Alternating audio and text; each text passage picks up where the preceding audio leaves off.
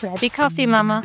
It's time for coffee, clients, and nap time. I'm Sarah Marie, and this is your guide to building a business that works for you and your family.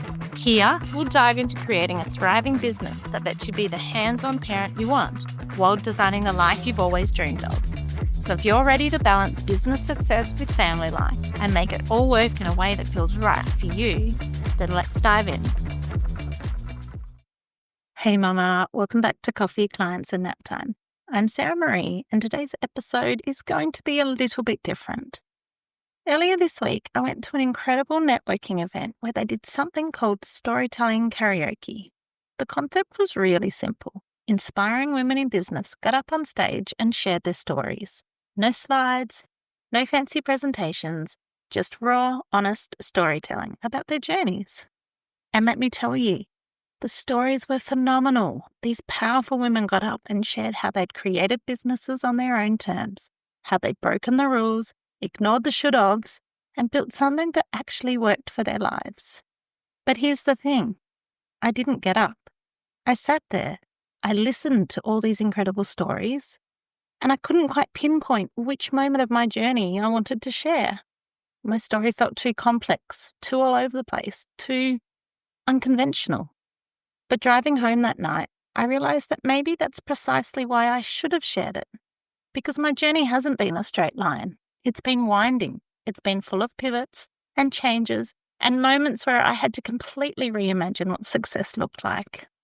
And if you're listening to this thinking your business journey is too nonlinear, too unconventional, too different from what they see online, well then this episode's for you. Today I'm stripping back the layers and I'm going to tell you the story I should have told at that networking event. And more importantly, I'm going to share why I believe you have permission to create a business that works for you, no matter what anyone else tells you about how it should be done. So let me start at the beginning, with all the things I was told about how life and work were supposed to go. Growing up, the message was crystal clear. Get a degree, get a good job, follow the conventional path. I was the smart girl, the good girl, the high achiever. So that's what I really tried to do. But I never quite fit that mould. I swapped degrees, worked multiple jobs, always feeling this pull to create something of my own. When I was pregnant with my first child, after experiencing a miscarriage and then getting pregnant again very quickly, I started my first business. It was a creative escape that grew into supporting other makers too. I was a designer, a maker, and a shop owner. But I also never stopped working traditional jobs. The narrative said that you couldn't do both. You were either a serious business owner or you had a real job. But my reality was that I needed both at different times. Then, after leaving an abusive marriage and becoming a single mum, I was juggling employment, study, and business building. And I was constantly torn between my entrepreneurial pull and the belief that I needed to be employed and working to provide security for my kids. For years, I was in survival mode, still chasing my dreams while working non-stop to provide for my little family. By then, I had a successful handmade fashion label as my side hustle. But when it came time to expand and go all in, I chose to pull back completely, to take a break. 3 months later, COVID hit. So instead, I kept working and I went back to uni online. But my entrepreneurial pull never stopped. And after some awful employment situations, including losing what I thought was my dream job with no warning, and having an employer who tried to blame me for his misappropriation of company funds, well, I'd had enough. If steady employment was that volatile, I really had nothing to lose by going all in on my own business. This time, focusing on what I was already doing in my paid employment, admin and business management. When I first started out in this brave new online world, the stories I heard were that successful businesses looked a certain way. You had to be booked out and busy all the time. If you weren't working 12-hour days, you weren't serious about your business. You had to hit these massive income milestones, 5-figure months, 6-figure launches, constantly scaling and growing.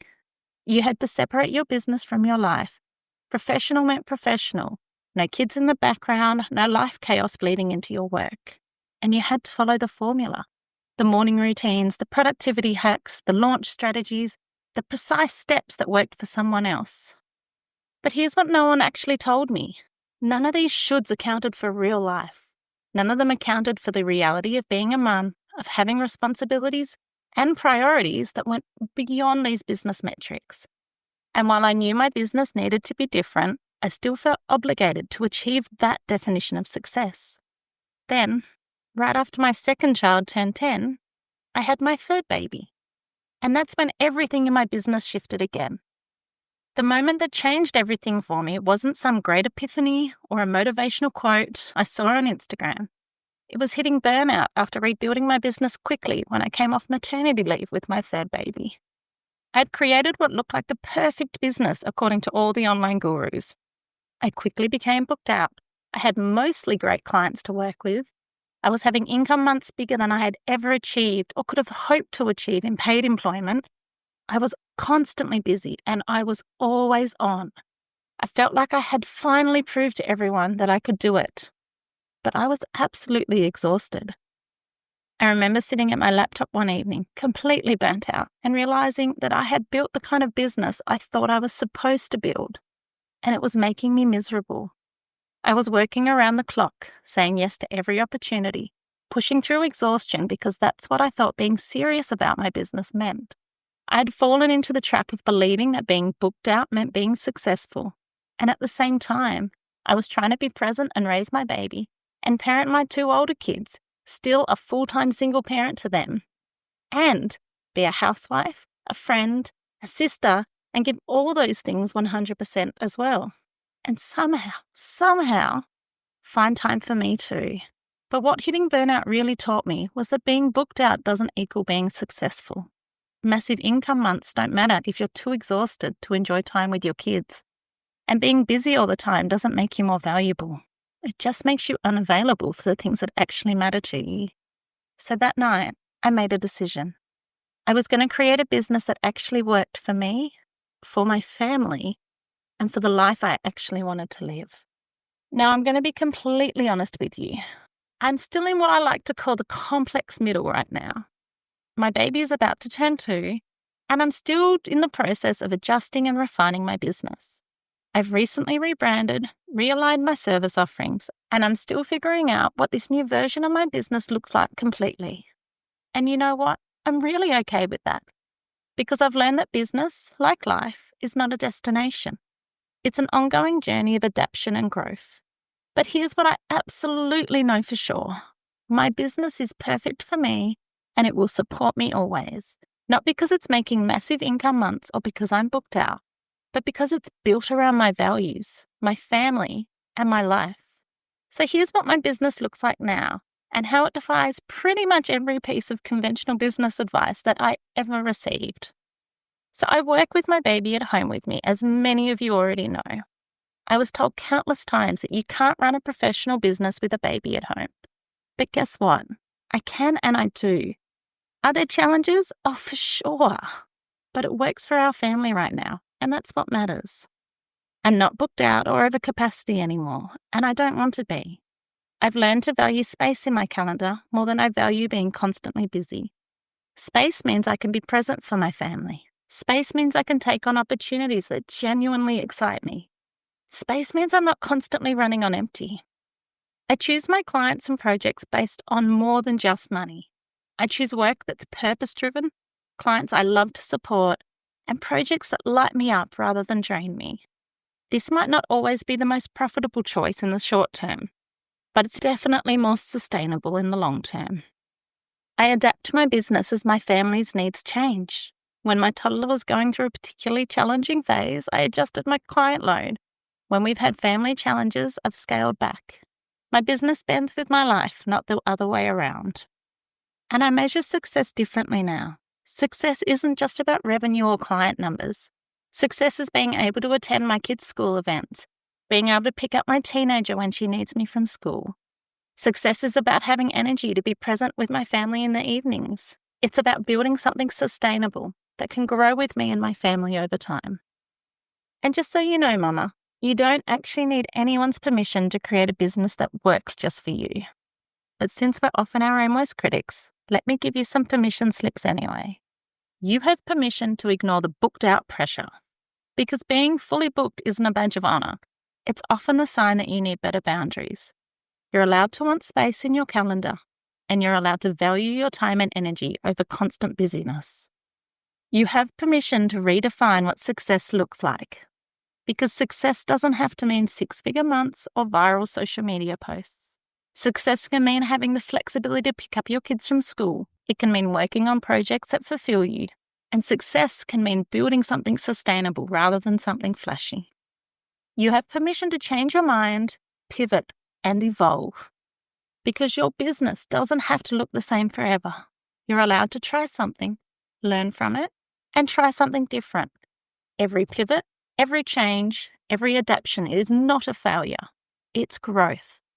You have permission to integrate your life and business, because you don't have to pretend to be someone you're not when you're working. You don't have to hide your kids, your struggles, or your real life. The right clients will appreciate your authenticity. You have permission to go slow. You don't have to scale aggressively. You don't have to launch constantly. You don't have to grow at someone else's pace. Slow and sustainable often beats fast and frantic. You have permission to prioritize your family. Your business should support your family life, not compete with it. So you're allowed to make business decisions based on what's best for your family, even if it's not what's best for your bottom line in the short term. You have permission to trust your instincts. Above all else, if something doesn't feel right for you, you don't have to force it. If a strategy doesn't align with your values or your life, you can ignore it. Only you know your life and your circumstances, and you can make the choices that align for you. And here's what I wish I could tell every mum building a business. Stop trying to force a square peg into that round hole. If conventional business advice doesn't feel right for you, it's not because you're doing something wrong. It's because you're trying to apply someone else's strategy to your unique situation. Your winding journey to get here isn't a mistake. It's a feature. The fact that your path doesn't look like everyone else's doesn't make it wrong. It just makes it yours. And there are mums out there who need to see your specific journey because it will give them permission to create their own. And you don't have to prove anything to anyone. You don't have to prove that you're serious about your business by working 80-hour weeks. You don't have to prove that you're successful by hitting arbitrary income goals. You only have to prove to yourself that you're building something that works for your life. And there's no deadline for success. So you don't have to achieve everything in your first year or your second year or ever really. You can build slowly, sustainably, and still create something so incredible. There is no expiration date on your dreams. And your version of success is the only one that matters. It doesn't matter what success looks like for the influencer that you follow on Instagram. It doesn't matter what your neighbor or your sister or your former colleague thinks or is doing. What matters is whether your business is supporting the life that you want to live. Now, do you know why I really didn't get up at that storytelling event? The deep, soul-searching real reason? It wasn't because I don't have a story to tell. It was because in so many ways, I was still judging my own story. I was still believing, on some level, that my complex, non-linear, constantly evolving journey wasn't successful enough to share. But here's what I've realized through sharing my story with you today. The complexity is actually the message. The fact that I had to rebuild my life from scratch after leaving that awful situation isn't something to be ashamed of. It's something that might give another woman permission to leave her own difficult situation. The fact that I bounce between employment and entrepreneurship isn't a sign of inconsistency. It's a sign of trying to figure out what worked for my unique circumstances and what was right for me. The fact that I had to adapt my business after I had my baby isn't a sign of poor planning. It's a sign of building a business that can evolve with life and circumstances. The fact that I'm still in this complex middle, still figuring things out, still adapting and changing, well, that's not a sign that I haven't made it yet.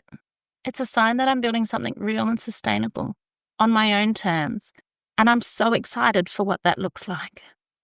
So here's my challenge for you, Mama. What is your story? I want you to write down these 3 things. 1, what were you told that business should look like?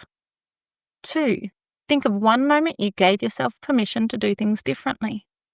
And 3, what does your version of success look like? This isn't to share with anyone else, but to own your journey and recognize its value.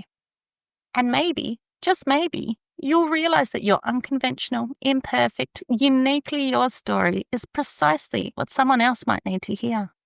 Because there's always another mum out there, right now, who needs to hear your specific story. She needs to know that she's not the only one who's had to pivot multiple times.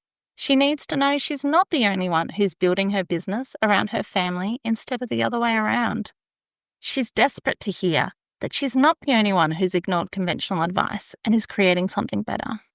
So your story matters, your journey matters, and your permission to create a business that works for you, that matters too. So as we wrap up today's episode, here's what I want you to remember. 1, your business is allowed to look different to everyone else's. In fact, it should look different because your life, your values, and your circumstances are different. 2, there's no one right way to build a business. Sure, there are principles, and there are strategies that work, absolutely, but there's no single formula that works for everyone in every situation. 3, you are allowed to change your mind, to evolve, and to adapt. Your business should grow and change as you grow and change. That's not inconsistency, that's wisdom. 4, success is defined by you, not by anyone else's metrics. Your version of success might look like consistent income that covers your family needs. It might look like work that fulfills you personally. It might look like flexibility to be present for your kids. All of these and more are valid definitions of success. 5, your story has power, even if it's complex, even if it's still being written, even if it doesn't look like the stories you see online. Your journey has the power to give someone else permission to create their own path. And 6, you don't need anyone's permission, but I'm giving you mine anyway. You have permission to build slowly. You have permission to prioritize your family, and you have permission to ignore advice that doesn't serve you. And above all else, you have permission to create something so uniquely yours. So if this episode resonated with you, I want to hear your story. Please come and send me a DM on Instagram @balancedbizmama and tell me, what's one piece of conventional business advice you've ignored or wish you to have ignored, and how did that turn out for you? And I would love to hear what your version of success looks like now. And if you're ready to build a business that actually works for your life, come join us in the Balanced Biz Mama Circle. It's an amazing community of mums who are building businesses on their own terms, supporting each other through these complex middle parts, and celebrating all those unconventional successes. Because remember, mama, you don't need to fit into someone else's definition of success. You have permission to create your own. My story, I wish I'd had the courage to stand up and share at that networking event this week. It's still being written, and so is yours. You don't have to have it all figured out to start. You don't have to follow someone else's formula to succeed, and you don't have to prove anything to anyone except yourself. You just need to have the courage to write your own story, to define your own success, and to build something that actually works for the life you want to live. Your journey might be complex. It might be nonlinear. It might look nothing like what you see on social media. But that's precisely what makes it yours. And I want you to own that. So until next time, keep writing your story, keep building your business your way, and remember, you've got this, just as you are. Thanks for joining me on Coffee, Clients and Nap Time. If you've enjoyed today's episode, don't forget to subscribe, leave a review, and share it with another mum who's ready to build their dream life. You can also join our Facebook page or Instagram to stay connected every day of the week. The link is in the show notes. Just remember, you've got this, and I'm here to help every step of the way.